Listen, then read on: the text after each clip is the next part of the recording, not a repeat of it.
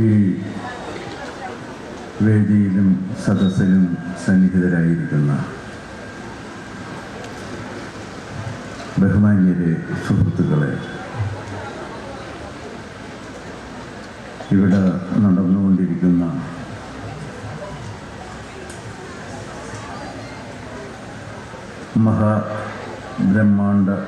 ബ്രഹ്മാണ്ഡ മഹാപുരാണ വിചിന്തന മഹാസത്രത്തിൻ്റെ ഇന്ന് ഇവിടെ സംഘടിപ്പിച്ചിരിക്കുന്ന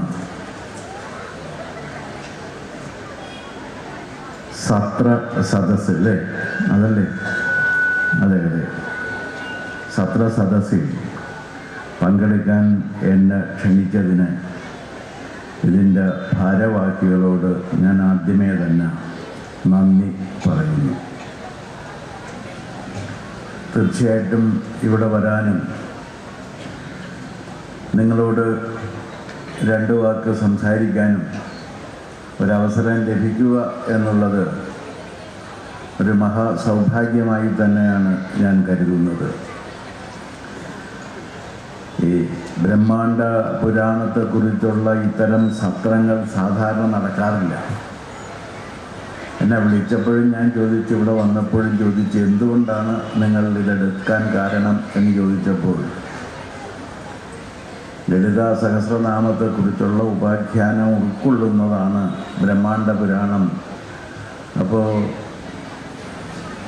ശിവ പാർവതി സംയുക്ത സമ്മേളനത്തിൻ്റെ ഒരനുഭവം നൽകാൻ ഇതിന് കഴിയും എന്നതുകൊണ്ടാണ് ഇതെടുത്തത് എന്നാണ് ഇവിടെ സ്വാഗതം ആശംസിച്ച ഉണ്ണികൃഷ്ണൻ എന്നോട് പറഞ്ഞത്. തീർച്ചയായിട്ടും അതൊരു വലിയ കാര്യം തന്നെയാണ്. പക്ഷേ ഈ ബ്രഹ്മാണ്ഡ പുരാണത്തിൽ ഞാൻ പണ്ഡിതനല്ലാത്തത് കൊണ്ടും വായിച്ചിട്ടുണ്ടോ എന്ന് ചോദിച്ചാൽ വായിച്ചിട്ടുണ്ട്, വായിച്ചിട്ടുണ്ടോ എന്ന് ചോദിച്ചാൽ വായിച്ചിട്ടില്ല എന്നും പറയാവുന്ന അവസ്ഥയിലായതുകൊണ്ടും അതിനെക്കുറിച്ച് ഞാൻ യാതൊന്നും സംസാരിക്കുന്നില്ല എന്ന് ആദ്യമേ തന്നെ പറയട്ടെ. പിന്നെ സത്ര വിചിന്തന സമ്മേളനം എന്നായതുകൊണ്ട് ഒരു വലിയ സൗകര്യമുള്ളതെന്ന് വെച്ചാൽ എന്ത് വേണമെങ്കിലും പറയാമല്ലോ എന്നൊരു സൗകര്യം മുൻനിർത്തി ആ ഒരു സൗകര്യം ഉണ്ട് എന്നതുകൊണ്ടാണ് ഞാൻ ധൈര്യപൂർവം ഇവിടെ വന്നത്. തീർച്ചയായിട്ടും ബ്രഹ്മാണ്ഡ പുരാണത്തെക്കുറിച്ചുള്ള വിദഗ്ധമായ അഭിപ്രായങ്ങളും അതിൻ്റെ കാര്യങ്ങളും എല്ലാം ഇതിനകം നിങ്ങളും മനസ്സിലാക്കിയിരിക്കും എന്നാണ് ഞാൻ കരുതുന്നത്. അതുകൊണ്ട് ഞാൻ അതിലേക്ക് കടക്കുന്നേയില്ല. നാളെ ശിവരാത്രിയാണ്. ശിവരാത്രി സനാതന ധർമ്മത്തിൽ വിശ്വസിക്കുന്നവരെ സംബന്ധിച്ചിടത്തോളം വളരെ സുപ്രധാനമായ ഒരു രാത്രി തന്നെയാണ്. രാത്രി ഉറങ്ങാതെ കാത്തിരിക്കുന്നതാണ് അതിൻ്റെ ഒരവസ്ഥ. ശിവതാണ്ഡവം എന്ന് കേൾക്കാത്തവരുണ്ടോ എന്ന് സംശയമാണ്. ശിവൻ്റെ താണ്ഡവ താളം മുഴുവൻ ഘനീഭൂതമായി നിൽക്കുന്നതാണ് ഹിമാലയത്തിലെ മഞ്ഞ് എന്ന് ഭാവന ചെയ്തത് മഹാകവി കാളിദാസനാണ്. എന്തൊരു മനോഹരമായ ഭാവനയാണെന്ന് നോക്കണം. കാരണം താണ്ഡവമാടി ഈ പ്രപഞ്ചത്തിൻ്റെ സമസ്ത ചലനങ്ങളെയും ധ്വനിപ്പിച്ചുകൊണ്ട് പ്രപഞ്ച നടനം എങ്ങനെയാണ് എന്ന് സംസ്ഥാപിക്കുന്നതിനായി അവതരിച്ച സാക്ഷാൽ പരമേശ്വരൻ, ആ അദ്ദേഹത്തിൻ്റെ താണ്ഡവധ്വനി ഘനീഭൂതമായി നിൽക്കുന്നതാണ് ഹിമാലയത്തിലെ മഞ്ഞ് എന്ന് സങ്കല്പിച്ച കാളിദാസ കവിയെ സ്മരിക്കാതെ ഇതിനെക്കുറിച്ച് എന്തെങ്കിലും പറയാൻ കഴിയും എന്ന് എനിക്ക് തോന്നുന്നില്ല. പക്ഷേ ഞാൻ ചെറുപ്പത്തിലേ വായിച്ചത് ശങ്കരക്കുറുപ്പ് മാഷ് എഴുതിയ ശിവതാണ്ഡവം എന്ന് പറയുന്ന കവിതയാണ്. ഇമ ചിമ്മി ചിമ്മി നോക്കി നിന്നുപോയി ഞാൻ മൂവന്തിക്ക് ആ കമനീയ മഹാനടനലീല. വിതതമാം വ്യോമകേശം പാറിയിടുന്നു കെട്ടഴിഞ്ഞു ചിതറുന്നുണ്ട് ആ നക്ഷത്ര രുദ്രാക്ഷമാല. ആടി ഉലഞ്ഞൊരു പുറത്തേക്ക് ചാഞ്ഞുകിടക്കുന്നു ചൂടിയൊരമ്പിളിക്കല ഹർഷവിഹ്വലം എന്ന് പോകുന്ന അതിഗംഭീരമായ ആ ശിവതാണ്ഡവ വർണ്ണനം വായിച്ചാണ് സത്യത്തിൽ ശിവൻ എൻ്റെ മനസ്സിൽ കടന്നത് എന്ന് പറയാൻ എനിക്ക് അല്പം പോലും മടിയില്ല. മലയാള കവിതയിൽ ഞാനൊരു കവിത വായനക്കാരനാണ്. ഒരു 10 കവിത എടുക്കുകയാണെങ്കിൽ അതിലൊന്ന് ശിവതാണ്ഡവമായിരിക്കും എന്ന കാര്യത്തിലും എനിക്ക് സംശയമില്ല. കുറുപ്പുമാഷ് എഴുതിയ അതിഗംഭീരമായ കവിത ആ ശിവതാണ്ഡവമാണ്. അതിൻ്റെ മഹത്വം പിന്നീട് മനസ്സിലായത് ഫ്രിജോഫ് കാപ്ര എന്ന് പറയുന്ന ഒരു സായിപ്പ് ഫിസിക്സിനെ കുറിച്ചൊരു ഗ്രന്ഥം എഴുതിയപ്പോൾ അതിന് അദ്ദേഹം ഈ പ്രപഞ്ചത്തിലെ ഊർജ നടനം എങ്ങനെയാണ് നടക്കുന്നത് എന്ന് മാലോകരെ വിസ്മയിപ്പിച്ചുകൊണ്ട് അവതരിപ്പിക്കുമ്പോൾ അതിന് അദ്ദേഹം ഉപയുക്തമാക്കിയതും ഈ ശിവതാണ്ഡവത്തെ തന്നെയാണ്. ആ ശിവ ഭഗവാന്റെ കാരുണ്യം നിറഞ്ഞു നിൽക്കുന്ന ഈ മഹാക്ഷേത്രത്തിന് മുന്നിൽ നിന്ന് അതിനെക്കുറിച്ച് ഒക്കെ സംസാരിക്കേണ്ടി വരുമ്പോൾ തീർച്ചയായിട്ടും ഇത് മഹാസൗഭാഗ്യമാണ് എന്ന് ഞാൻ പറയാനുള്ള കാരണവും അതുതന്നെയാണ്. ഇതൊക്കെ ഒരു നിയോഗം പോലെ സംഭവിക്കുന്ന ഒന്നാണ്. അല്ലെങ്കിൽ ഈ ക്ഷേത്ര സന്നിധിയിൽ വന്ന് ശിവപാർവതിമാർ ഒരുമിച്ചിരുന്നു കൊണ്ട് ഈ പ്രപഞ്ച നടനത്തെ നിയന്ത്രിച്ച് എൻ്റെ ഹൃദയതാളം പോലെ നിങ്ങളുടെ ഹൃദയതാളം പോലെ പ്രപഞ്ചത്തിൻ്റെ ഹൃദയതാളത്തിന് നൃത്ത ആവിഷ്കാര രൂപം നൽകിയ ആ മഹാഭാവന, ആ ഭാവനയുടെ മൂർത്തിമത് ഭാവവും ചൈതന്യവുമായി ഇവിടെ ശിവപാർവതിമാർ പ്രതിഷ്ഠിക്കപ്പെട്ടു എന്നുള്ളത് ഈ പ്രദേശത്തിൻ്റെയും ഒരു മഹാസൗഭാഗ്യമായി ഞാൻ കരുതുന്നു.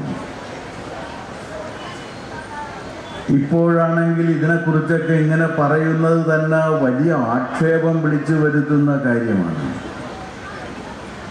ഇപ്പോൾ മഹാകുംഭമേളയെക്കുറിച്ച് പോലും അവിടെ പോകരുത്, കുളിക്കരുത് എന്നൊക്കെ ആഹ്വാനം ചെയ്യാൻ മടിയില്ലാത്തവർ കേരളത്തിൽ ധാരാളമുണ്ട് എന്നുള്ളത് നിങ്ങൾക്കും എനിക്കും അറിയാവുന്ന കാര്യമാണ്. കാരണം അവരാ പറയണം അവിടെ പോയിട്ട് നിങ്ങൾ കുളിക്കേണ്ടതില്ല എന്ന്. ഈ വെള്ളത്തിൻ്റെ ഒരു പ്രാധാന്യത്തെക്കുറിച്ച് അവർക്ക് വേണ്ടത്ര അറിയില്ല എന്നുള്ളതാണ്. ഒരാൾക്കൊരു കാര്യം അറിയില്ല എന്നുള്ളത് അയാളുടെ കുറ്റമല്ല.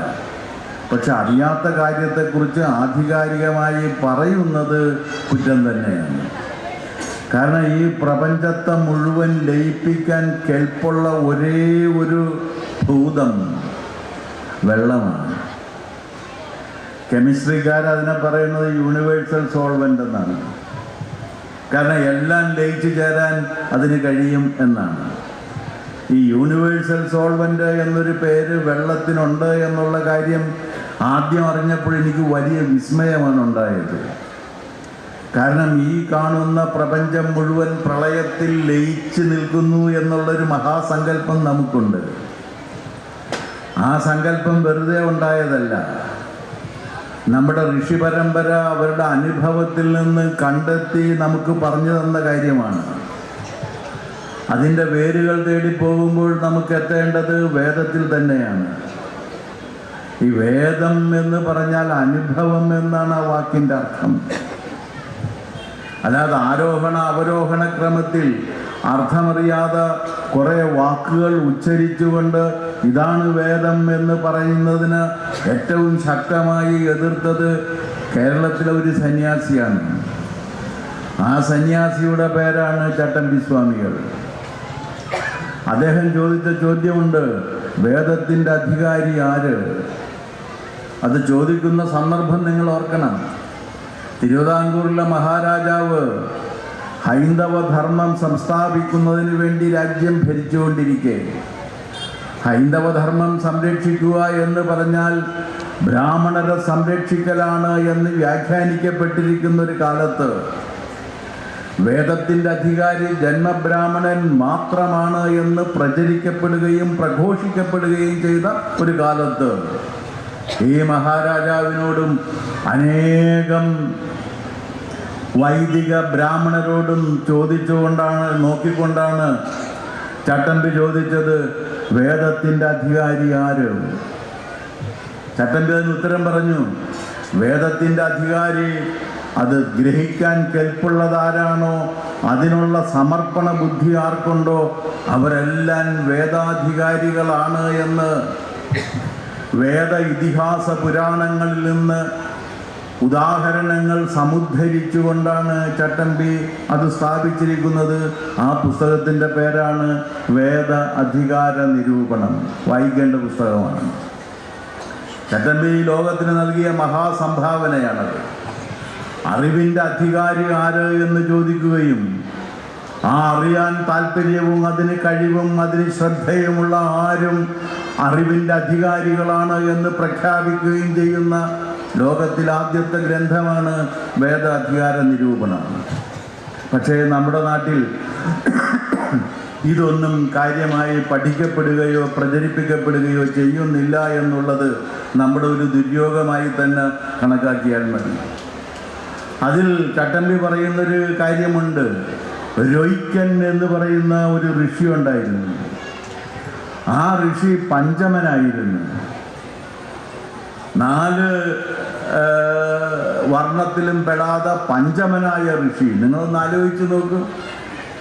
എന്ന് സനാതനധർമ്മത്തെക്കുറിച്ച് പറഞ്ഞു കഴിയുമ്പോൾ അതിന് ജാതിയുടെ പേരിൽ അധിക്ഷേപിച്ചുകൊണ്ട് അരങ്ങത്തേക്ക് ഇറങ്ങി വരുന്ന ഈ മഹാപണ്ഡിതന്മാരോട് ഞാൻ പറയുന്നത്, നിങ്ങൾ വേദാധികാരത്തിൽ പറയുന്ന രൊയ്ക്കൻ്റെ കഥ കേൾക്കണം എന്നാണ്. രൊയ്ക്കൻ സരസ്വതി നദിയുടെ തീരത്തിരുന്നു കൊണ്ടാണ് തൻ്റെ പർണശാലയിലിരുന്ന് മന്ത്രങ്ങൾ ദർശിച്ചത്. വേദമന്ത്രങ്ങൾക്ക് സൃഷ്ടാക്കളില്ല, ദ്രഷ്ടാക്കളേ ഉള്ളു. എന്താ വ്യത്യാസം? ദ്രഷ്ടാവ് എന്ന് പറഞ്ഞാൽ അനുഭവിച്ചവനാണ്. എൻ്റെ അനുഭവം ഇതാണ് എന്ന് പറയുന്നതാണ് വേദമന്ത്രം. അല്ലാതെ ഞാൻ കണ്ടെത്തുന്നതല്ല. അത് ഈ പ്രപഞ്ചത്തിലുള്ളതാണ്. ഞാൻ ആ പ്രപഞ്ചത്തെ ഇങ്ങനെ അനുഭവിച്ചിരിക്കുന്നു എന്ന് പറയുന്നതാണ്. നമ്മുടെ പുതുതലമുറയിൽപ്പെട്ട ചിന്തകന്മാരും അന്ധകന്മാരും പറയുന്നത് അങ്ങനെ നിങ്ങൾ അനുഭവിക്കാൻ പാടില്ല എന്നാണ്. എൻ്റെ അനുഭവം ഇതാണ് എന്ന് പറഞ്ഞു കഴിഞ്ഞാൽ നിങ്ങളുടെ അനുഭവം അങ്ങനെ ആകരുത് എന്ന് പറയാൻ ഈ ലോകത്ത് ആർക്കാണ് അവകാശമുള്ളത്? ആ രൊയ്ക്കൻ സരസ്വതി നദിയുടെ തീരത്തിരുന്ന് മന്ത്രങ്ങൾ ദർശിച്ചുകൊണ്ടിരിക്കുകയും ആ മന്ത്രങ്ങൾ ഉച്ചരിക്കപ്പെടുകയും ചെയ്തുകൊണ്ടിരുന്നൊരു കാലത്ത് അദ്ദേഹത്തിൻ്റെ ശത്രുക്കളായ കുറേ പേര് അവിടെ നിന്ന് പാട്ടി ഓടിച്ചു. അങ്ങനെ ആട്ടി ഓടിച്ചു കഴിഞ്ഞിട്ട് മറ്റൊരു സ്ഥലത്ത് പോയി രൊയ്ക്കൻ ഇരുന്നപ്പോൾ ജ്ഞാനത്തിൻ്റെ മഹാസരസ്വതി ഗതി മാറി രൊയ്ക്കൻ്റെ മുന്നിലൂടെ ഒഴുകിയെന്ന് ഉദാഹരണ സഹിതം പറഞ്ഞിട്ടുള്ളത് വേദമാണ് എന്നുള്ള കാര്യം എൻ്റെ വേദ നിരൂപണ ബുദ്ധിജീവികൾ ഓർക്കണം എന്നാണ് എനിക്ക് പറയാനുള്ളത്. കാരണം അനുഭവത്തെ അപ്പാടെ വാക്കുകളിലൂടെ അവതരിപ്പിക്കുകയാണ്. ആ അനുഭവം വാക്കുകളിലൂടെ കിട്ടുമ്പോൾ ആ വാക്കുകൾ നിങ്ങളുടെ അനുഭവമായി വരുമ്പോൾ അത് നിങ്ങൾക്ക് പ്രമാണമാണ്. അനുഭവത്തേക്കാൾ വലിയ മറ്റൊരു പ്രമാണവും ഈ ലോകത്തില്ല. 1000 പേര് ഒരുമിച്ച് ചേർന്നുകൊണ്ടും പഞ്ചസാരക്ക് മധുരമില്ല എന്ന് പറയുമ്പോൾ പഞ്ചസാരയുടെ കയ്പ് അടിയൻ ഇഷ്ടമാണ് എന്ന് പറഞ്ഞ കുഞ്ചൻ നമ്പ്യാർ സ്വന്തം അനുഭവത്തിൻ്റെ സാക്ഷ്യമാണ് പറഞ്ഞത്.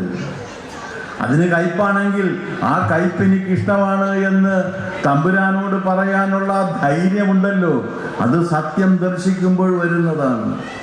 ആ സത്യത്തെ അനുഭവിക്കുകയും അനുഭവിച്ച സത്യത്തിനെ വാക്കുകളിലൂടെ ആവിഷ്കരിക്കുകയും ആ വാക്കുകൾ വായിക്കുമ്പോൾ ആ സത്യം അനുഭവിക്കാൻ കഴിയുകയും ചെയ്യുമ്പോഴാണ് നമ്മൾ യഥാർത്ഥത്തിൽ വേദം ഗ്രഹിക്കുന്നത് എന്നുള്ള സിദ്ധാന്തം അവതരിപ്പിച്ചതും ചട്ടമ്പി സ്വാമികളാണ്. അങ്ങനെയാണ് വേദം വായിക്കേണ്ടത്. അല്ലാതെ അർത്ഥമറിയാതെ വാക്കുകൾ ഉച്ചരിക്കപ്പെടുന്നതല്ല വേദം. ഓരോ വാക്കും, അതിലെ ഓരോ അക്ഷരവും, ആ അക്ഷരത്തിലെ ഓരോ മാത്രയും നമ്മളുടെ പഞ്ചേന്ദ്രിയങ്ങൾ കൊണ്ട് അനുഭവിക്കുകയും അതിൻ്റെ സൂക്ഷ്മത്തിൽ മനസ്സിൽ ഗ്രഹിക്കുകയും അതിൻ്റെ വാസനാരൂപത്തിൽ അത് നമ്മിൽ അന്തർലീനമാകുകയും ചെയ്യുന്ന ആ അവസ്ഥയാണ് വേദപാരായണം.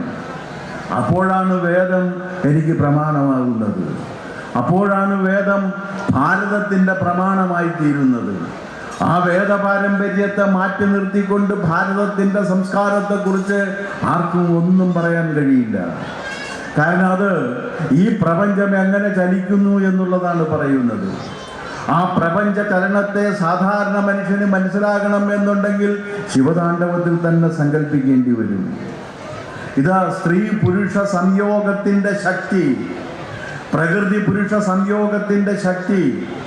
ആ പ്രകൃതി പുരുഷ സംയോഗ ശക്തിയാണ് ഈ പ്രപഞ്ചം എന്ന മഹാദർശനം. അനുഭവിച്ചറിഞ്ഞവര് നമ്മോട് പറഞ്ഞു തരുന്നു. ആ അനുഭവത്തിന് വേണ്ടി നാം ഓരോരുത്തരും ശിവരാത്രിയിൽ ഉറക്കം വളച്ചിരുന്നു കൊണ്ട് അതിനനുഭവിക്കുന്നതിന് വേണ്ടി പരിശ്രമിക്കുന്നു. അതിൻ്റെയൊക്കെ സൂചകമായിട്ടാണ് കുംഭമേള നമ്മൾ നടത്തുന്നത്.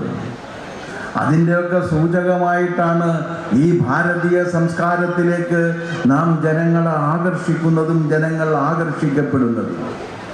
അതിൻ്റെയൊക്കെ ഫലമായിട്ടാണ് ഇന്ന് പുതിയ പുതിയ സങ്കല്പങ്ങളും പുതിയ പുതിയ വിജ്ഞാനശാഖകളും ഉയർന്നു വരുമ്പോൾ ആ വിജ്ഞാനശാഖകൾക്ക് തീർച്ചയായിട്ടും വേദ ഇതിഹാസ പുരാണങ്ങളുടെ ആശ്രയിക്കേണ്ടി വരുന്നു എന്നുള്ളതും നമ്മൾ ശ്രദ്ധിക്കേണ്ടതാണ്.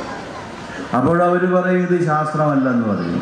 ഞാൻ അതിലേക്ക് കടക്കുന്നില്ല. കാരണം ഈ കുറേ സമയം എടുക്കും ഈ ശാസ്ത്രം ഇവർ പറയുന്നത് എന്താണ് എന്ന് പറയാൻ വേണ്ടി. ഇവർ പറയുന്നതല്ല ശാസ്ത്രം എന്ന് മാത്രം ഞാൻ നിങ്ങളോട് പറയട്ടെ.